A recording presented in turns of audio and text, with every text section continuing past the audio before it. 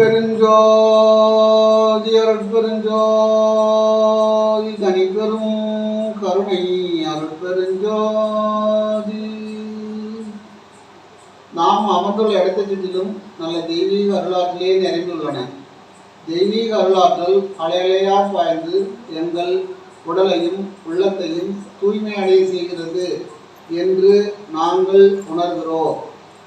அருட்பெருஞ்சோதி அருட்பெருஞ்சோதி. அன்பு ஆண்மனையும் கொண்ட நம்மவர்களே, வணக்கம் வணக்கம். வள்ளல் என்ன சொல்றாரு? தாயை விட மேலானவர் ஆண்டவன் அப்படின்னு சொல்றாரு. அன்னையினும் தயவுடையார். இறைவன் அன்னையை விட தயவுடையார். நீ மறந்தாய் அகிலமெல்லாம் அழித்திடும் நின் அருள் மறவேன். அன்னை விட தயவுடையவர் நீ மறந்தால் அகிலமெல்லாம் அழித்திடும் நின் அருள் மறவேன். இந்த அகிலத்தையே நீ தான் காப்பாத்துற. அண்ட சராசரமும் இந்த பூமியில் உள்ள அனைத்து உயிரினங்களையும் நீ தான் காப்பாத்துற. உன்னுடைய அருள் மறவேன் அப்படின்ற.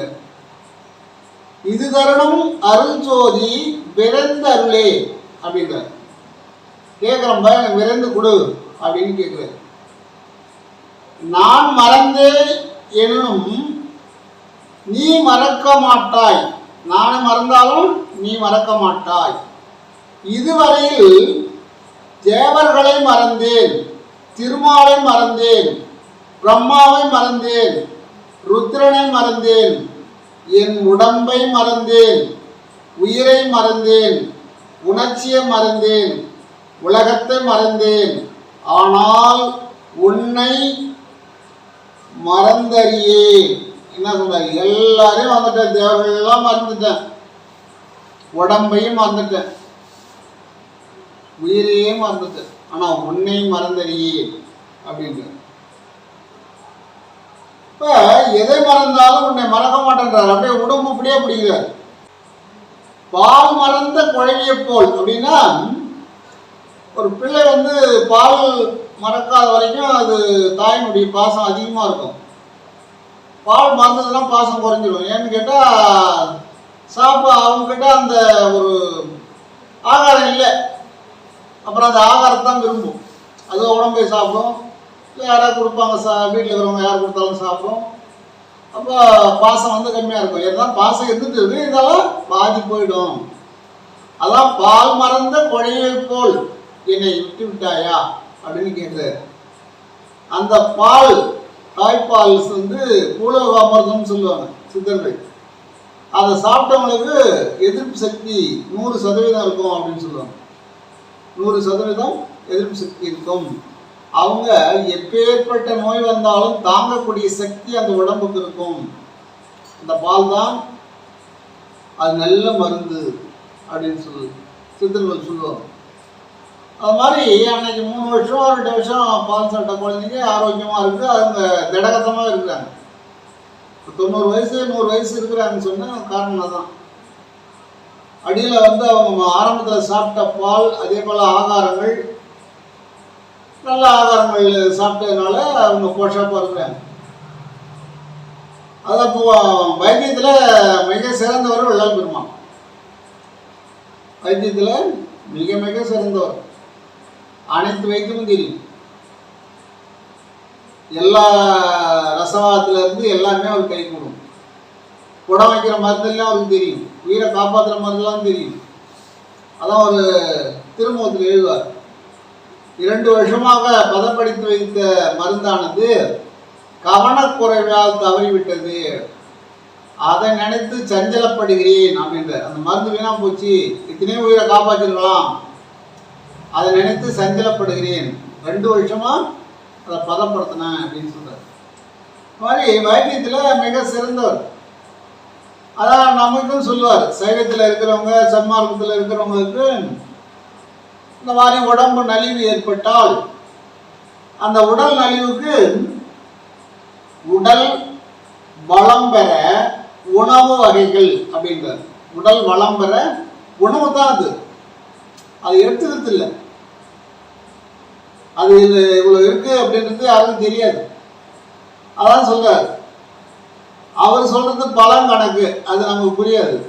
அதனால முந்திரிக்கால் மணிலா நிலக்கடலைன்னு சொல்லுவாங்க, அது கால், கசகசா 100, சாரப்பருப்பு 100, பனவெல்லம் கால். அப்போ இந்த பயிர் வகைகள்லாம் நெய்யில் வரும்னு சொல்றாரு.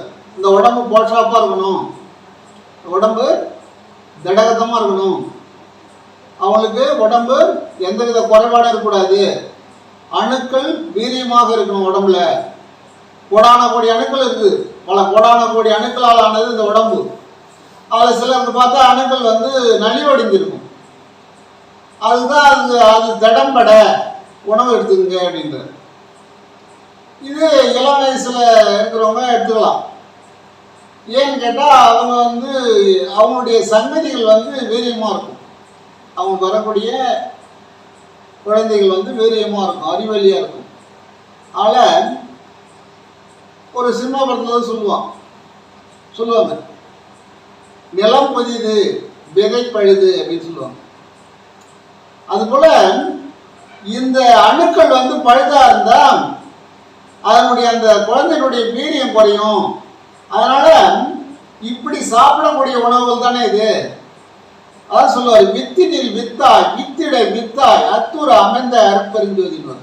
வித்து உள்ள ஒரு செடியை அமைச்சு வச்சிருக்கிற, ஒரு வித்து உள்ள பெரிய மரத்தை அமைச்சு வச்சிருக்கிற, அந்த வித்தை வந்து இந்த மக்களுக்கு கொடுத்து அந்த வித்தால இன்னொரு வித்தை உற்பத்தியாக இந்த உடம்புல அந்த வித்தை சாப்பிட்டா. அதுதான் சொல்லுவார், முளைக்கும் திறன் உள்ள பொருள்களை சாப்பிடும் போது உங்களுடைய அணுக்கள் திடம்படும் அப்படின்னு சொல்லுவார்.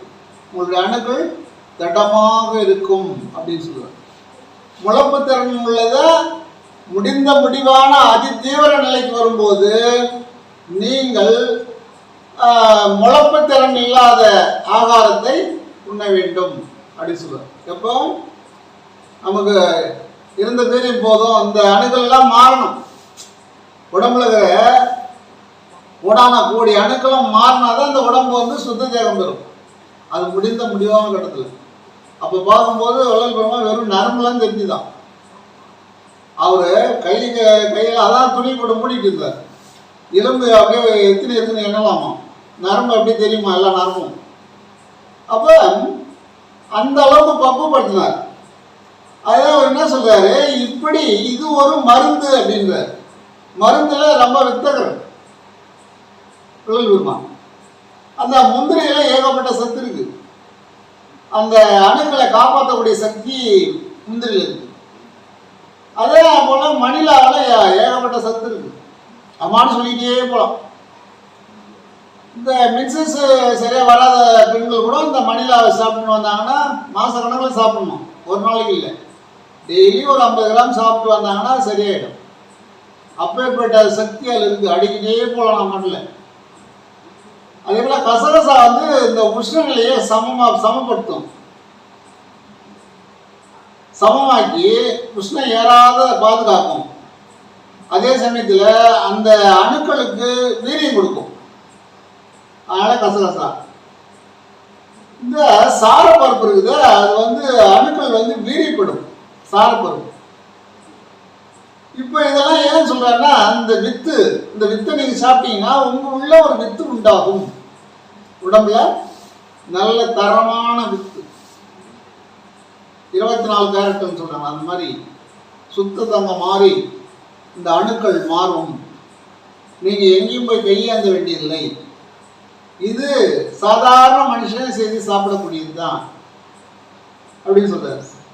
இது ஒரு இதெல்லாம் நெய்யில வரும்போது இந்த எலும்புக்கெல்லாம் ஒரு போஷப் எப்படின்னு கேட்டால், எலும்பு வலி குறைய நெய்யில் வரும்போது. அப்போ எலும்பு வந்து திடமாயிடும், எலும்புக்கு வந்து ஒரு ஆயில் போட்ட மாதிரி ஆகிடும், அந்த மூட்டுக்கெல்லாம் ஒரு ஆயில் போட்ட மாதிரி ஆகிடும். அப்புறம் இந்த பயிர் வகை சாப்பிடும்போது இன்னும் நல்ல ஆயில் கிடைக்கும். ஏன்னு கேட்டால் மணிலாவில் ஆயில் இருக்குது, முந்திரியில் ஆயில் இருக்குது, சாரப்பருப்புல ஆயில் இருக்குது. அது இல்லாமல் பசுனை நம்ம கொடுக்குறோம், வருகிறோம். இப்படி இந்த மருந்து கூட வால்நட்டுன்னு இருக்கு. வால்நட்டுன்னா நம்ம மூளை மாதிரியே இருக்கும். ஏன்னு கேட்டால் அந்த வால்நட்டு சாப்பிடும்போது அவருடைய சங்கதிகள், எதிர்கால வாரிசுகள் ஞாபக சக்தியோடு இருப்பார்கள். பச்சை மரத்தில் ஆணி அடித்தது போல் பதிவாகும். ஆகினால அதையும் அந்த வால்நட்டும் வாங்கிட்டு வந்து அக்ரூட்னு சொல்லுவாங்க தமிழில், அக்ரூட். அதை யாரும் சாப்பிட்றதே கிடையாது. நல்ல பொருள், அருமையான பொருள், 100% ஞாபக சக்தியை உண்டு பண்ணக்கூடிய பொருள். அதில் என்ன எழுதிக்கிறாங்க, அரை பைத்தியம் சரி பண்ணலாம் அப்படின்றாங்க. அதாவது பைத்தியம்னா முழு பைத்தியத்தை சரி பண்ண முடியாது, அது நாளாகும். அரை பைத்தியமாக இருக்காங்கல்ல, வியாபாரத்துக்கு அப்படி ஒரு மாதிரியாக பேசுவாங்க, அப்புறம் அப்படி போய் வேலை செய்வாங்க. அது பேர் அரை பைத்தியம்னு சொல்லுவாங்க. அரை பைத்தியம், கால் பைத்தியம், முக்கா பைத்தியம், முழு பைத்தியம்னு சொல்லுவாங்க. முழு பைத்தியத்தை ஒன்றும் பண்ண முடியாது. முக்கா பைத்தியத்தை சரி பண்ணலாம், அரை பைத்தியத்தை சரி பண்ணலாம், கால் பைத்தியத்தையும் சரி பண்ணலாம், நாளாகும்.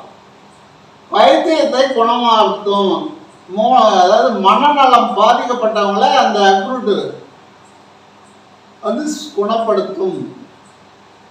அது கூட அமுக்ரா என்ற ஒரு சூரணம் ஒன்று வாங்கிக்கணும். அது தனியாக என்ன பண்ணணும், பசும்பாலில், காய்ச்சின பாலில் ஒரு ஸ்பூன் சாப்பிடணும். அப்போ மூளையுடைய நரம்புகள் நல்லா வேலை செய்யும்.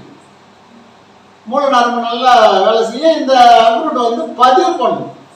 ரெக்கார்ட் பண்ணதில் அங்கே எங்கெங்கே ரெக்கார்டால நம்ம பேச அவங்க வாத்தியார் சொல்கிறதுலாம் டப்புன்னு ரெக்கார்ட் பண்ணி. ஆனால் ஒரு வாரம் ஒரு மாதம் சாட்டங்க அப்படின்னு சொல்லக்கூடாது. இதை வந்து உனக்கு முன்னேற்றம் தெரிகிற வரைக்கும் சாப்பிடணும். எல்லாம் பார்த்தா செலவு கம்மியாக தான் ஆகும். அதே சமயத்தில் நீங்கள் செய்கிறீங்க, புதுசாக செய்கிறீங்க, அப்படியே சாப்பிட்றீங்க, இதில் கலப்படம் இல்லை, யாராவது வந்துட்டாங்களோன்ற சந்தேகம் இல்லை. நீங்களே செய்கிறீங்க. நீங்களே செய்யும்போது என்ன அவங்களுக்கு தெரிஞ்சு போச்சு, எல்லாம் நம்ம அதை நல்ல பொருள் தான் போட்டிருக்கோம். அப்போ இதை காலை மாலை 10 கிராம் சாப்பிட்டு காய்ச்சிய பசும்பாலில் கொஞ்சம் மிளகு, 2 மிளகு, கொஞ்சம் ஒரு மிளகடை மஞ்சத்தூள் போட்டு அந்த காய்ச்சின பசும்பாலில் அந்த பாலை சாப்பிட சொல்கிறார். இல்லைன்னா 2 பூண்டு பள்ளி தட்டி போடுங்க, மஞ்சத்தூள் போடுங்கன்னு சொல்கிறார். இதில் ஏதாவது ஒன்று செய்யணும். பூண்டு பள்ளி போடணும், இல்லை மிளகு போடணும், மஞ்சத்தூள் போடணும். ஆனால் மஞ்சத்தூள் அரிசி போடணும். ஏன்னா அந்த பால் வந்து சளி உண்டாகாது. பாலால் சளி உண்டாகும் சில பேருக்கு. மஞ்சத்தூள் போட்டால் சளி கட்டிக்கும், மிளகு போட்டால் சளி உண்டாகாது. மூணுமே கூட போடலாம், 2 பூண்டு பல்லும் போடலாம், வீரிய சக்தி அதிகமாகும். அப்போ என்ன சொல்றாரு, நீங்கள் சுக்கிலம் வளம் பெற மாதுளை சாறில் இந்த லேகியத்தை செய்ய வேண்டும். மாதுளை இருக்குல்ல, தண்ணியில் வந்து பாவு காய்ச்சக்கூடாது. மாதுளை வாங்கிட்டு வந்து அதை அரைச்சி அதை வடிகட்டி அந்த சாறு எடுத்து அதை தான் வானலில் ஊற்றணும். அது கூட இந்த வெள்ளத்தை உடச்சி போட்டோம்னா பாவாயிடும். கொஞ்சம் லேசான பாவு இருக்கும்போது இறக்கி வச்சு எல்லாத்தையும் போட்டு கிண்ட வேண்டியதான், அவ்வளோதான். ஆனால் இது அப்படியேவும் சாப்பிடலாம். இது வந்து எதையும் அரைக்க தேவையில்லை, கசகசா மட்டும்தான் அரைக்கணும், லேசாக வறுத்து அரைக்கணும், அது சலிக்க வேண்டியதில்லை. சாறு பருப்பும் அப்படியே போட்டுக்கலாம். இப்போ இதை காலை மாலை 10 கிராம் அளவு சாப்பிட்டு பசும்பால் சாப்பிடவும் அப்படின்னு சொல்றாரு. அதாவது ஆகாரம் சாப்பிட்டு 1/2 மணி நேரத்துக்கு பிறகு சாப்பிட சொல்றாரு. ஏன்னா வைத்தியத்தில் வந்து ரொம்ப ரொம்ப மிக சிறந்தது. அது உங்களுக்குலாம் தெரியும், அது சொல்ல வேண்டியது. அப்பதான் சொல்றாரு, பலமான நான் தாய்ப்பால் அருந்தியவன். தாய்ப்பால்னா என்ன, அது இறைவனுடைய தாய், தாயினும் அன்னையினும் தயவுடைய தாயுடைய பால் அருந்தியவன். ஞானசம்பந்தர் மாதிரி அருந்தியவன். நான் போஷாப்பானவன் சொல்றார். நீங்களும் போஷாப்பா இருக்க வேண்டும் அப்படின்னு சொல்ல. அப்பதான் வந்து மூளை நல்லா வேலை செய்யும். உடல் நல்லா இருந்தால் தான் மனம் நல்லா இருக்கும். உடல் நல்லா இல்லைன்னா மனம் நல்லா இருக்கு. அதனால கேட்கிறார், விரைந்து வந்து எமக்கு அருள்வாய், நான் திடமானவன். அப்ப என்ன சொல்றாரு, அவங்களை சார்ந்தவங்களும் இதை சாப்பிட்டு திடமா இருக்கணும். நாம போய் அவர் வைத்தியர்கிட்ட போய் கடன் கேட்கக்கூடாது. ஏன்னா ஐயா என்ன சொல்லியிருக்காங்க, எந்த நேரத்துக்கு என்ன சாப்பிட சொல்றாங்க. இப்போ ஆஸ்மா அப்படின்னா அது ஏகப்பட்ட வைத்தியம் பண்றாங்க. ஆஸ்மாவுக்கு முசுமுசுங்கன்னு ஒன்று இருக்கு, அதை சமூலம்னு சொல்லுவாங்க.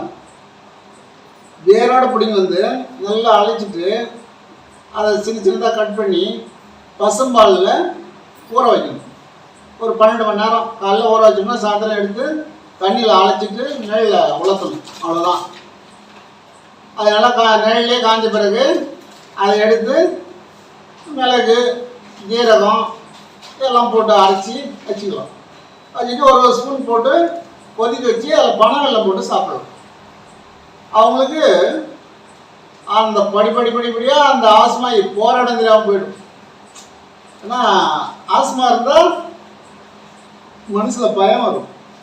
இப்படி நிறைய வைத்தியத்தில் சிறந்தவர் அவர்.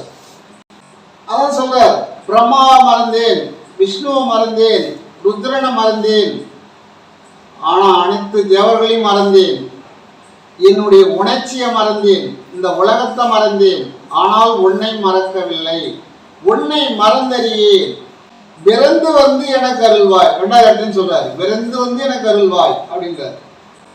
தெருவில் விளையாடி கொண்டு திரிந்த பருவத்திலே பலிய வந்து மாலையிட்டாய் அப்படின்னு சொல்றாரு. அப்படி தெருவில் விளையாடி கிடந்தான் 8 வயசுல, என்னை பலியை கட்டாயப்படுத்தி என்னை மாலையிட்டாய். மாலையிட்டாருன்னா திருமணம் செய்துட்டாருன்னு அர்த்தம். அந்த காலத்துல பேசுவாங்க, இவனை மாலையிட்டதுனால ஏதோ ஒரு கருங்கலுக்கு மாலைட்டு இருந்தா கூட நல்லா இருந்திருக்கலாம் அப்படின்னு அந்த கணவனை பார்த்து. ஏன்னா அவன் சரியில்லாமன்னு அர்த்தம். அவனுக்கு வள்ளுவன் வாசகி மாதிரி இருந்திருக்க அந்த வார்த்தை வராது. வாசகி வந்து ஒரு வார்த்தை கூட வள்ளுவர் திட்டது கிடையாது. வள்ளுவரும் அவங்கள திட்டது கிடையாது. அந்த அளவுக்கு சதிபதியாக வாழ்ந்தாங்க. அதான் இப்போ திருமண விழாவுக்கு போனால் சில பேர் சொல்லுவாங்க, வள்ளுவன் வாசகி போல் வாழ்க வளமுடன் அப்படின்னு. பிரச்சனை இல்லை, வள்ளுவன் வாசகி மாரி வாழ்ந்துட்டு அவன் கோர்ட்டில் யாருமே போக வேண்டியில்லை. நீ ஏகப்பட்ட டைம்ஸ் கோர்ட்டில் நெருங்கி போய் கிடக்குது. அப்போ என்ன காரணம்? யாரும் நம்ம முன்னோர்களை வந்து நினைக்கல, அவளை திரும்பி பார்க்கல. அப்படி வலிய வந்து என்னை மாலையிட்டாய்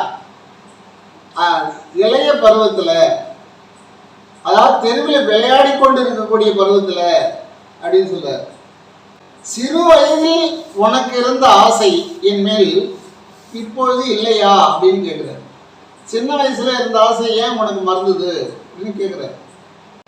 இப்போ நான் புதியவன் ஆகிட்டுன்னா நான் புது ஆளா உனக்கு மறந்துட்டியா அப்படின்லாம் கேட்குறாரு. நான் புதியவனோ அப்படின்ற, நான் புது ஆளா அப்படின்ற. ஆனால் நீ எதை நினைத்தாலும் உன் காலை பிடித்து கொண்டேன் அப்படின்னு சொல்றாரு. உன் காலை பிடிச்சுக்கிட்டேன், இனி உயிர் போனாலும் விடமாட்டேன்.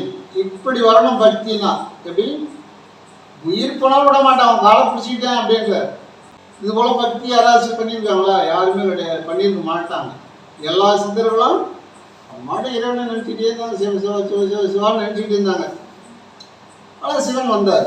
ஆனால் ஒரு பொருளே நினைக்கும் போது வந்துட்டாரு, காட்சி கொடுத்தார். அப்போ சொல்றாரு, உன் காலை பிடித்து கொண்டேன், உயிர் போனாலும் விடமாட்டேன். அப்படிதான் இருக்கணும்.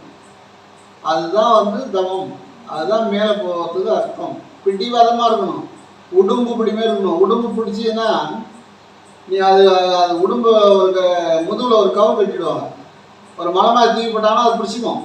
கவர் பிடிச்சி ஏறி போகும், விடவே விடாது, பயப்படவே முடியல. அந்த உடும்பு போட்டு தான் நிறைய மலையெல்லாம் ஏறி தேன் எடுப்பாங்க காட்டில். உடும்பு பிடிச்சிட்டு அந்த காற்றுல இருந்து கவுத்து கட்டி விட்டுட்டு அப்படி கலாசினாங்கன்னா அது பிடிச்சிக்கும்.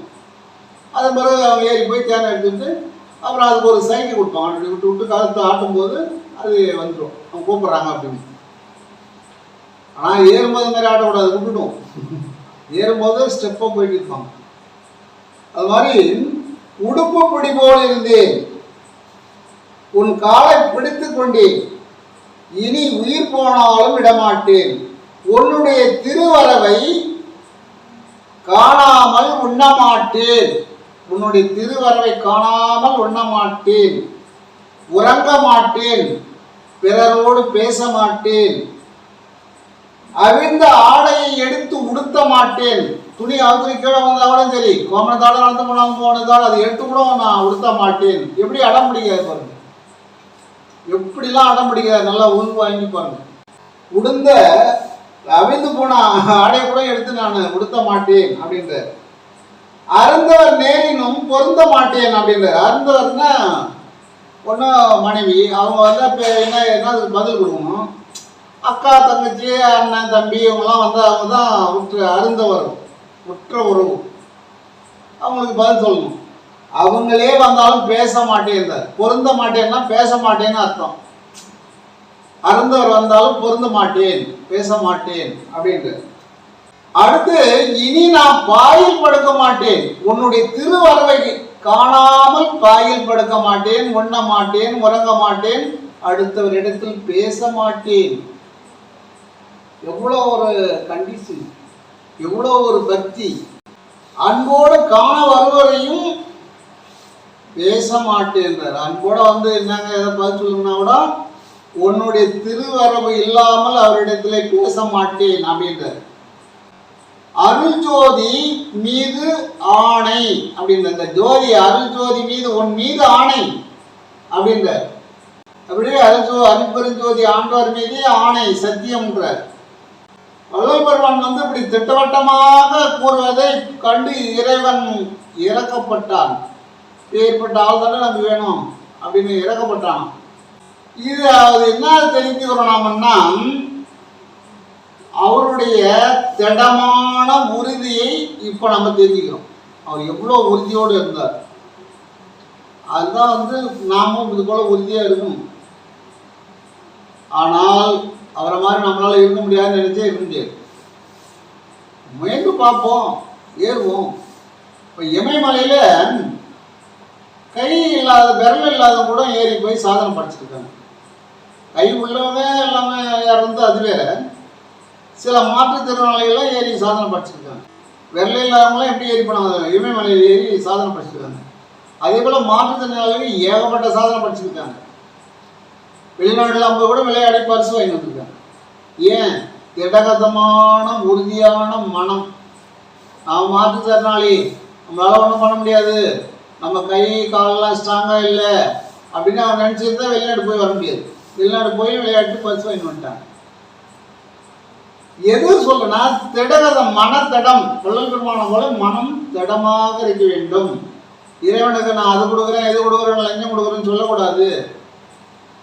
நான் ஒரு 1000 லிட்டர் பால் ஊற்றுறேன், ஒரு 500 பேருக்கு சாப்பாடு போகிறேன், அது போடு ரைட்டு. இந்த பாலை மேலே ஊற்றக்கூடாது 1000 லிட்டரு. ஏன்னா 1000 லிட்டர் காய்ச்சுனா எத்தனை 1000 பேர் சாப்பிடலாம்?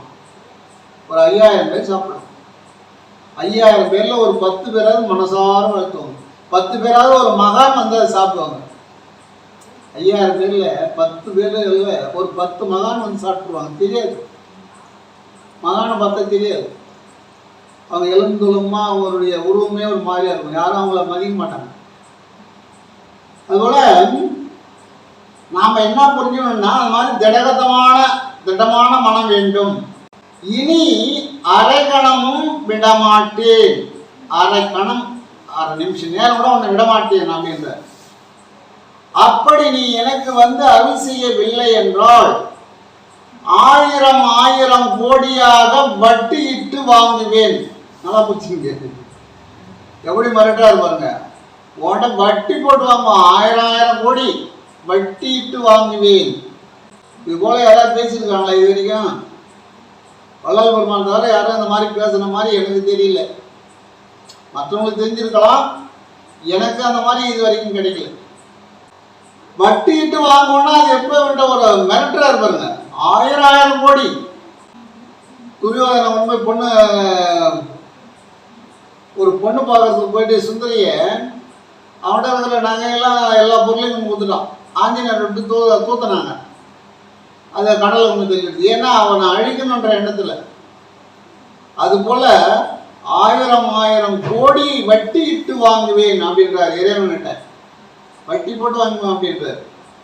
உன் மீது ஆணை, அப்படி அவர் மீது சத்தியம்ன்றார்.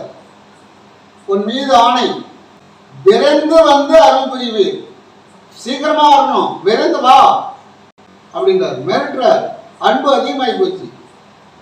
அன்பெனும் பிடியில் அகப்படும் மலையே, அன்பெனும் குடிப்புகள் அரசே.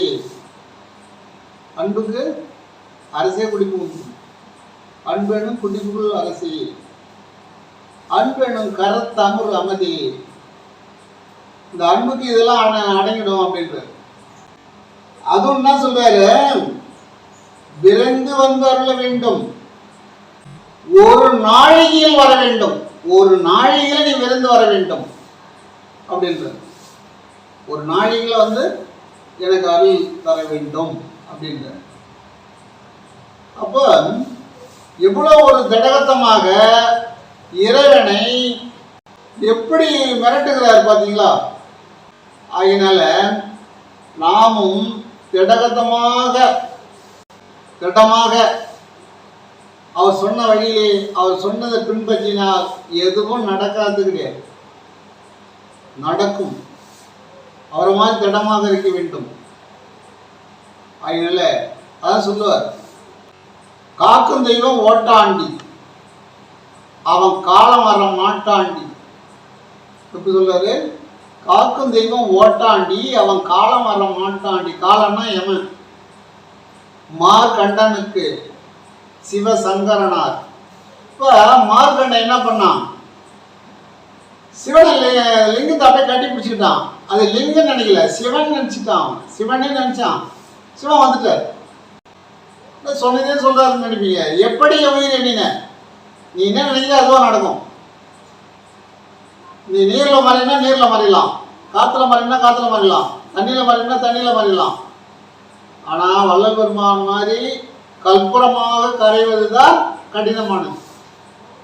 அது சொல்றாரு, நான் பட்ட கஷ்டம் உங்களுக்கு தேவையில்லைப்பா, நீங்க ஈஸியா வரலாம். நான் எல்லா கஷ்டமும் பட்டுட்டு நேர் வழி சொல்லிட்டேன். என்ன சொன்னேன்? துறை இது, வழி இது, துணிவுது, நீ செய்யும் முறை இது சொல்ல. அவருக்கு வந்து இறைவனே சொன்னா கொஞ்சம் லேட் ஆச்சு, அவரே நம்ம சொல்லிட்டாரு. அதனால அந்த காக்கும் தெய்வம் ஓட்டாண்டியே சிக்ஸபிளை நினைச்சிங்கன்னா காலம் வரமாட்டான். எத்தனையோ பேர் அந்த இடத்துக்கு போனவங்களும் காலம் வரவில்லை அப்படின்றது சான்றாக சொல்ற. அதில் இதில் எனக்கு தெரிந்தவற்றை தங்களுக்கு தெரிவிக்கின்றோம், அதில் நல்லவை மட்டும் எடுத்துக்கொள்ளுங்கள். அருட்பெருஞ்சோதி அருட்பெருஞ்சோதி தனி பெரும் கருணை அருட்பெருஞ்சோதி.